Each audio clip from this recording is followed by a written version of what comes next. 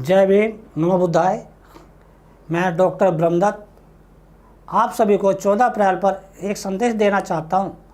उस संदेश को ध्यान से सुने और गुने और समझे और आगे बढ़े, अपने समाज को समझाए। 14 अप्रैल मनाने का अर्थ शोर शराबा या हाय हुल्लड़ का नहीं है। 14 अप्रैल मनाने का अर्थ है कि हम लोगों को शांति से, धैर्य से, तथ्यात्मक ढंग से इस 14 अप्रैल को मनाना है। जैसे कि बाबा साहब ने हमें जो संदेश दिया है या जो अधिकार दिए हैं वो शांति के साथ आगे बढ़ने के लिए दिए हैं, शिक्षा के आधार पर दिए हैं। शिक्षा दो तरह की हो, एक शिक्षा तर्क आधारित और मानव कल्याण और जीव कल्याण के लिए, एक शिक्षा अंधकार में अर्थात कथाओं के आधार पर जो तथ्यात्मक होती है। 14 अप्रैल के दिन हम सभी को बाबा साहब द्वारा बताए गए 22 प्रतिज्ञाओं का पालन करना है और उनको पढ़ना भी है। उसी के आधार पर अपने जीवन को ढालना भी है। ये भी एक प्रमुख तथ्य है कि 14 अप्रैल के दिन हम सभी को बाबा साहब द्वारा बताए गए तथागत बुद्ध के त्रिशरण और पंचशील के सिद्धांत को भी पढ़ना है और पालन करना है और दूसरों को भी पढ़ाना है। 14 अप्रैल के दिन तथ्यात्मक ढंग से हम सभी को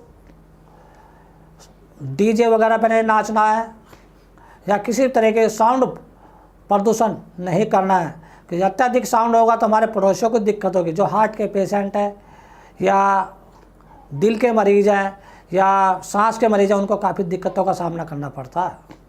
हम सभी को 14 अप्रैल के दिन शांत तरीके से अच्छे भोजन बनाओ, अच्छे कपड़े पहनो। जो हमसे गरीब बच्चे हैं या गरीब परिवार है उनको भोजन दो। जो गरीब बच्चे हैं उनको किताब कॉपियाँ दो। जैसे वो बाबा साहब ने हमें यही संदेश दिया है कि पढ़ो लिखो आगे बढ़ो। जब उन्होंने हमें पढ़ने लिखने का संदेश दिया है तो हमें भी हमारे पास जो सामग्री और जो साधन उपलब्ध है अपने आर्थिक आधार पर अपने से गरीब व्यक्ति को उपलब्ध कराओ। 14 अप्रैल के दिन हम सभी को या हमारी जो माँ बहन बेटियाँ हैं, जो हमारी घर की गृहिणियाँ हैं, उन सभी को अच्छे कपड़े पहनकर शांत माहौल में अशोक चक्र जिसे बोलते हैं, ये तथागत बुद्ध का एक संदेश है जो 22 अर्थ है। अशोक चक्र में 22 तिल्लियाँ हैं और 22 तिल्लियों के 22 अर्थ हैं जो तथागत बुद्ध ने हम सभी को बताए हैं। तो उनको 24 तिल्लियों के आधार पर उन्हें घर घर तक पहुँचाए, सबको बताएं। यही अर्थ 24 तिल्लियों का अर्थ ही हम लोगों को जीवन का एक चक्र है और हमें मानवीय मूल्यों पर और सामाजिक मूल्यों पर आगे बढ़ने और विकास करने की प्रेरणा प्रदान करता है। यही 14 अप्रैल, यही मेरे तरफ से यही इसी 14 अप्रैल को मनाने का ढंग है। और इसी आधार पर आप आगे बढ़िए। कभी धुआं मत करिए, अपने घर में धुआं पैदा करोगे तो कार्बन डाइऑक्साइड, कार्बन मोनोऑक्साइड का उत्सर्जन होगा। कार्बन डाइऑक्साइड हमारे शरीर में कैंसर, सांस, दमा, टीबी आदि बीमारियों का निर्माण करती है। इसी प्रकार कार्बन मोनोऑक्साइड से क्या होगा, हमारी जो टीबी है, सांस है, दमा है या और दूसरी बीमारियों को बढ़ोतरी पैदा करती है। तो इन धुआं से बचो। अपने घरों में 2 गमले लगाओ। 2 गमलों में बोधि वृक्ष अर्थात पीपल के पौधे होने चाहिए।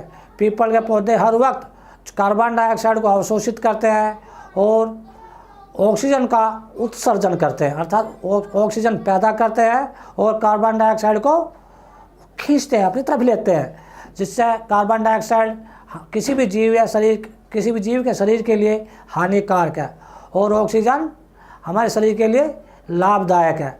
किसी अभी पीछे कोरोना बीमारी आई थी, बहुत लोगों में ऑक्सीजन की कमी हो गई थी।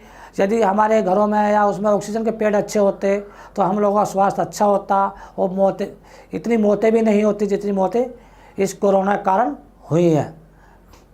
तो आप अपने घरों में 14 अप्रैल मनाने से पहले बुद्ध वंदना करो। बुद्ध वंदना के बाद बाबा साहब की 22 प्रतिज्ञा को पढ़ो। फिर हमारे जो राष्ट्रीय ध्वज है उसके अंदर 24 तिल्लियों के अर्थों को पढ़ो और सबको पढ़ाओ। ये आपका मुख्य आधार है। कभी भी बाबा साहब के मूर्ति का आगे धुआं मत करो। बाबा साहब हमारे अगरबत्ती के भूखे नहीं हैं, ना हमारी मोमबत्ती के भूखे, ना हमारे खाने के भूखे।